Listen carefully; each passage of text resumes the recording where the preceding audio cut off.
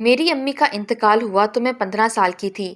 سب نے ابا سے کہا کہ دوسری شادی کر لے، مگر ابا نے کہا کہ میری بیٹی بڑی ہو رہی ہے، چند سالوں بعد مجھے اس کی شادی کرنی ہوگی، اس لیے ابھی میں شادی نہیں کر سکتا۔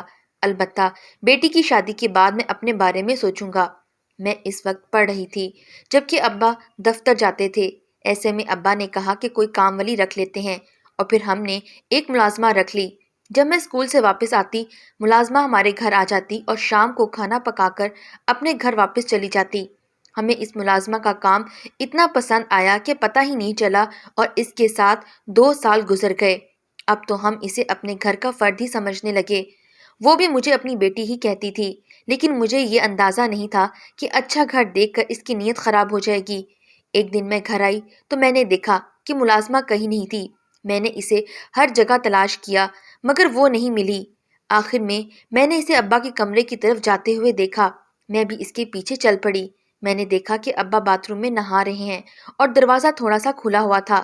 ملازمہ سیدھی باتھ روم کی طرف بڑھی۔ میں نے دروازے کی اوٹ سے سارا منظر دیکھا۔ پھر میں نے ملازمہ کو ایسی شرمناک حرکت کرتے ہوئے دیکھا تو میری تو روح ہی کانپ گئی۔ میرا نام ہینا ہے۔ میری امی کا انتقال ہوا تو میں 15 سال کی تھی۔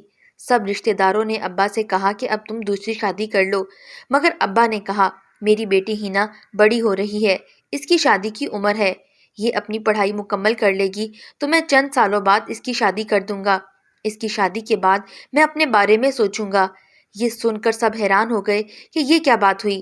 شادی کرنی ہے تو ابھی کر لو، کیونکہ ابھی تمہاری عمر بھی ہے اور مجبوری بھی ہے، کیونکہ تمہارے کام پر جانے کے بعد ہینا اکیلی ہو جائے گی۔ دیر سویر ہونے پر کوئی تو ہو جو اس کا خیال رکھے۔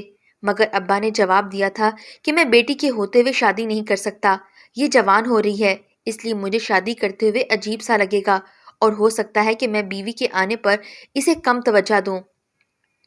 اس لیے میری بیٹی جب گھر کی ہو جائے گی تب میں بھی شادی کر لوں گا، کیونکہ ابھی ہم باپ بیٹی ایک دوسرے کا خیال رکھ سکتے ہیں۔ ابا کی یہ بات سن کر سب خاموش ہو گئے۔ میں اس وقت پڑھ رہی تھی جبکہ ابا دفتر جاتے تھے۔ ایسے میں ابا نے کہا کہ کوئی کام والی رکھ لیتے ہیں۔ ہم دونوں ناشتہ کر کے گھر سے نکل جاتے تھے۔ میں تو 2 بجے کے قریب گھر آ جاتی تھی، لیکن ابا کے دفتر میں 5 بجے چھٹی ہوتی تھی۔ گھر آتے آتے انہیں 6 بج جاتے تھے۔ میں گھر آ کر کچھ نہ کچھ کھا لیتی تھی، جبکہ ابا دفتر آنے کے بعد صرف چائے پیتے تھے، کیونکہ تھوڑی دیر بعد رات کے کھانے کا وقت ہو جاتا تھا۔ رات کا کھانا میں ہی بناتی تھی۔ جب کبھی میرے پیپرز ہوتے ابا کھانا بازار سے لے آتے اور مجھے کہتے کہ تم اپنی پڑھائی پر توجہ دو۔ حالانکہ ابا کو بازاری کھانا ہضم نہیں ہوتا تھا، اس کے باوجود وہ اکثر یہ کھانا کھا لیتے تھے، کیونکہ ابا مجھ سے بہت پیار کرتے تھے۔ پھر ایک دن ابا نے کہا کھانا پکانے کے لیے کوئی ملازمہ رکھ لیتے ہیں۔ میں بھی راضی ہو گئی، کیونکہ مجھ سے بھی اتنا سارا کام اکیلے نہیں ہوتا تھا۔ اس لیے میں نے اپنی پڑوسن آنٹی سے بات کی اور اگلے ہی دن اس نے ہمارے گھر ایک کام کرنے کے لیے بھیج دی۔ وہ تقریباً امی کی عمر کی تھی۔ اس نے بتایا کہ وہ اور بھی گھروں میں کام کرتی تھی۔ چونکہ ابا نے یہ کام مجھ پر چھوڑ دیا تھا، اس لیے میں نے اسے ملازمہ رکھ لیا۔ چونکہ ہم دونوں صبح کے وقت گھر پر نہیں ہوتے تھے، اس لیے ملازمہ صبح کی بجائے سیکنڈ ٹائم کام کرنے آتی تھی۔ جب میں اسکول سے واپس آتی تو ملازمہ ہمارے گھر آ جاتی تھی اور گھر کی صفائی پر لگ جاتی تھی، اور پھر شام کو کھانا پکا کر اپنے گھر چلی جاتی تھی۔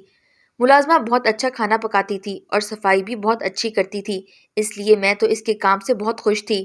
ملازمہ کے آ جانے سے میرے کام کم ہو گئے تھے اور اب میں پڑھائی پر زیادہ توجہ دے سکتی تھی۔ ملازمہ بھی کام چور نہیں تھی، اس لیے اس کے سر پر کھڑا ہونا نہیں پڑتا تھا۔ ویسے بھی ہمارے کام ہی کتنے ہوتے تھے، 2 بندوں کا کھانا بنانا کون سا مشکل کام تھا۔ ملازمہ شام کے وقت کھانا جلدی بنا لیتی تھی، مگر وہ ابو کے دفتر آنے تک میرے پاس ہی رہتی تھی۔ میں ڈرائنگ روم میں بیٹھ کر اپنا ہوم ورک کر لیتی تھی اور وہ اس دوران ٹی وی دیکھتی رہتی۔ اسے پاکستانی ڈرامے دیکھنے کا بہت شوق تھا۔ ہر ڈرامے میں روتی دھوتی لڑکی میں شاید اسے اپنا آپ نظر آتا تھا، تبھی وہ ایسے منظروں میں کھو جاتی تھی۔ یہ ٹی وی میری امی خرید کر لائی تھیں، وہ بھی بڑے شوق سے ڈرامے دیکھتی تھیں۔ امی کے جانے کے بعد یہ ٹی وی بند رہا۔ شام کے وقت ابا کبھی کبھار اس پر کوئی سیاسی پروگرام دیکھ لیتے تھے۔ اب ملازمہ نے گھر میں ٹی وی دیکھا تو ہمارے گھر میں پھر سے ٹی وی کی آواز گونجنے لگی۔ شام کو ابا آ جاتے تھے تو ملازمہ جلدی سے ٹی وی بند کر دیتی اور ابا کے نہا کر آ جانے تک وہ ان کے لیے چائے بنا کر لے آتی۔ اس وقت میں اپنے کمرے میں چلی جاتی تھی، کیونکہ ابا کے آ جانے کے بعد میں مطمئن ہو جاتی تھی۔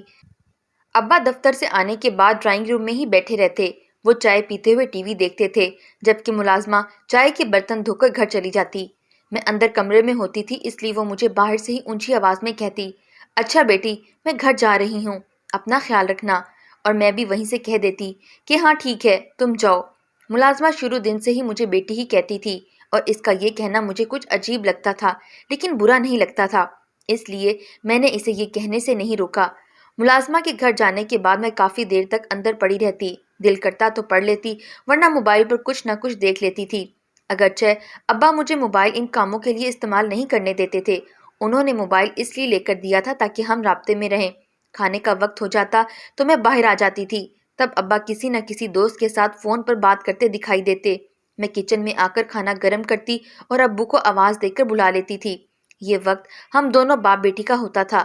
میں ابا کو اپنے اسکول کی باتیں بتاتی اور ابا مجھے میری امی کے بارے میں بڑے مزیدار باتیں بتاتے۔ یوں ہم کھانا کھا کر اپنے اپنے کمرے میں چلے جاتے اور پھر صبح ناشتے کی میز پر ملتے اور پھر وہی روٹین شروع ہو جاتی۔ ہمیں یہ ملازمہ اتنی پسند آئی کہ اس کے ساتھ 2 سال گزر گئے اور پتہ بھی نہیں چلا۔ اب تو ہم اسے اپنے گھر کا فرض سمجھنے لگے۔ جب وہ صفائی کرتی میں نے کبھی اس کی نگرانی نہیں کی، بلکہ وہ تو اکثر ابا کے کمرے میں بھی بلا جھجک چلی جاتی تھی۔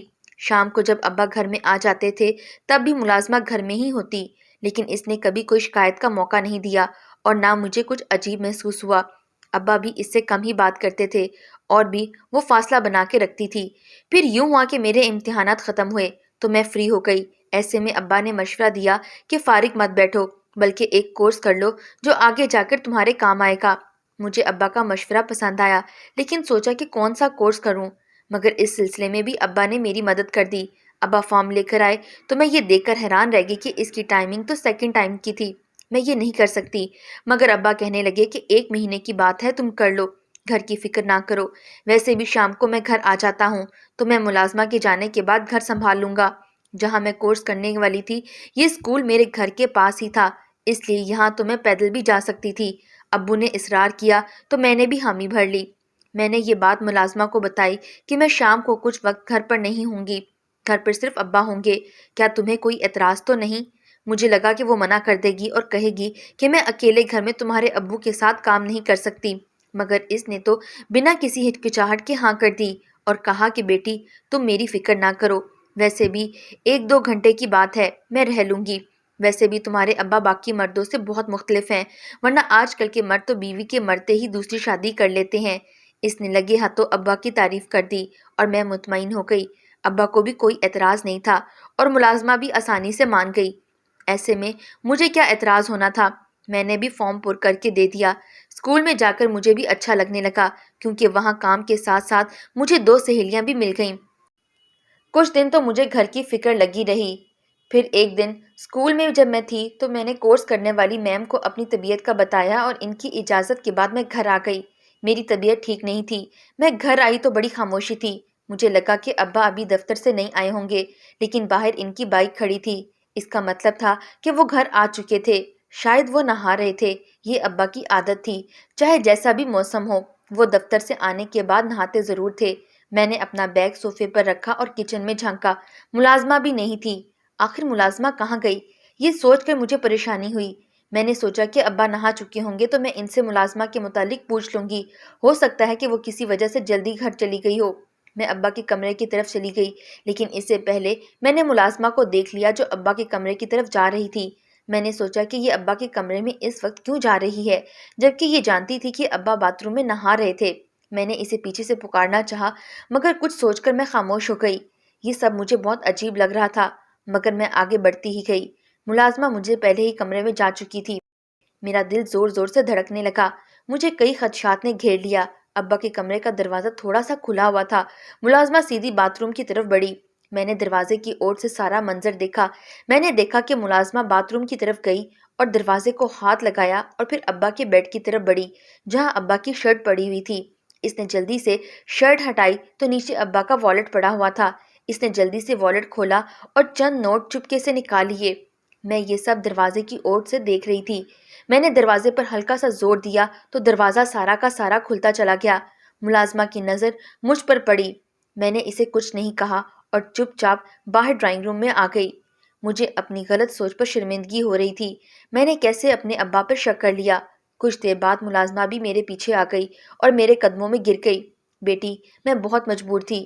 میں نے آج تک اس گھر کی کوئی چیز نہیں چرائی، مگر آج میں بہت مجبور تھی۔ میرا بیٹا بہت بیمار تھا اور مجھے پیسوں کی سخت ضرورت تھی، اس لیے میں نے… وہ یہ کہہ کر رونے لگی۔ یہ سن کر میرا دل پسیج گیا۔ میں نے اسے گلے سے لگا لیا اور کہا، تم مجھے اپنی بیٹی کہتی ہو لیکن کبھی بیٹی سمجھا نہیں۔ چوری کرنے کی بجائے اگر تم نے مجھے یہ بات بتا دی ہوتی تو میں تمہیں اس سے بھی زیادہ پیسے دے دیتی۔ یہ سن کر وہ رونے لگی اور میں نے اسے یہ سوچ کر معاف کر دیا کہ کبھی کبھی مجبوریاں انسان سے بہت کچھ کروا لیتی ہیں۔